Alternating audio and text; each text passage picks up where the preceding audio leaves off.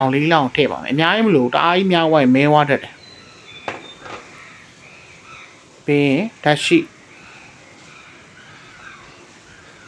ရှိလဲသဖုန်းနဲ့တစ်ဝက်လောက်ပေါ့လက်ဖက်ဖားဖုန်းလေးနဲ့ပေါ့နော်ဒါမှမဟုတ်ကော်ဖုန်းလေးနဲ့လည်းရတယ်စားကလည်းအဲ့ကော်ဖုန်းလေးနဲ့သဖုန်းနဲ့တစ်ဝက်လောက်မရဘူးပြီးရင်တမအောင်နေမယ်ကဲသူအဖာဗလာတွေအရတာတွေတွန်းလိုက်တော့အေးအောင်ပို့ပြီးမှဖူလာအဲ့အချိန်မှာဖက်မွေထားမယ်ကြည့်လိုက်ပါကျွန်တော်ရဲ့ပြည်လုံးချမ်းသာအလားတရားရောင်စုံလေးနဲ့ရှယ်ပဲမိဘကနည်းနည်းမြင့်နေတဲ့ခါကျတော့စကေးကြီးတိတ်ပြလို့မရဘူးဖြစ်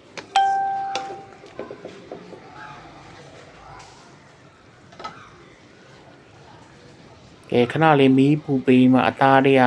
အချိုရည်ထွက်အောင်ထည့်ပဲပြီးရင်နည်းနည်းလေးနူးအောင်ရေလေးဖန်ခွက်ရဲ့တဝက်လောက်ပြင်ရပြီအများကြီးထည့်ပြအောင်အဲ့လေးထည့်ပြီးမှအတီးရွက်ကလေးလည်းနည်းနည်းလေးဣဝအောင်ပေါ့တီးရွက်ကလည်းတအားဣကြမလို့တအားဣဖြစ်စားလို့မကောင်းခတ်တောင်းလေးပဲကောင်းတယ်အသားလေးလည်းခတ်တောင်းပေါ့အတီးရွက်ကလေးလည်းခတ်တောင်းအဲ့ဒါဖြစ်ကြိုက်ရတဲ့ကျွတ်နဲ့စားလို့ကောင်းတော့ပေါ့ဣပြေးသွားတဲ့ခါကျတော့ဟင်းရဲ့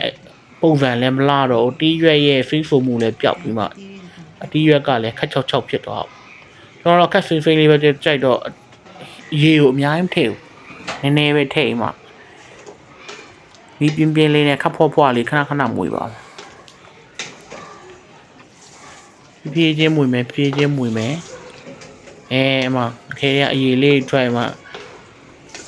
ဖိန်းဆိုးနေရပဲအတီးရွက်ကအမအသားငါအတီးရွက်ကအချိုရည်လေးထွက်မှာအောင်းမှလာပါအဲ့ချိန်မှာကိုရည်လေးကိုဖြော်ပြီးမှနည်းနည်းလေးပြည့်အောင်ထည့်လိုက်ပါကိုကြီးကလည်းအများကြီးမလို့ဇွန်းတဝက်တမေးဖားဇွန်းရဲ့တဝက်လောက်ကိုရေလေးနည်းနည်းလေးနဲ့ဖြော်ထည့်လိုက်ပြီးရင်ကြက်တုံမိတ်လာဖင်မှုအတွက်ကြက်တုံမိတ်လေးထည့်မယ်မွေးအောင်ပေါ့ပြီးတော့ငုံဥအရင်ထည့်လိုက်မယ်ငုံဥကို6လုံး9လုံးလောက်ရင်ထည့်မယ်ပြီးမှကြက်တုံမိတ်ထည့်မယ်ရကနီးလေးပေါ့ဗျာကြက်တုံမိတ်စိတ်ကြိုက်ထည့်မယ်အရတာအသားကလည်းလက်ဖက်အရတာလည်းကောင်းဆိုတော့အချိုမြနာပြီးရင်တီဟိုဗီလေးလော်ထားတဲ့ဟာပေါ့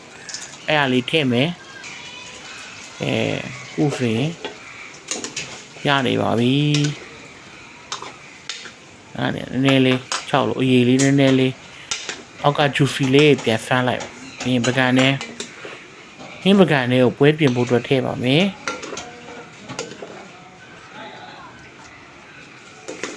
ဒီလုံးချမ်းသာတပွဲကပြင်မဝယ်ဖိုင်တပွဲကို3000ခွဲ4000လို့ရှိတယ်။ကိုယ့်မှာကိုစားတော့ဒါဆိုရင်မနေ့ည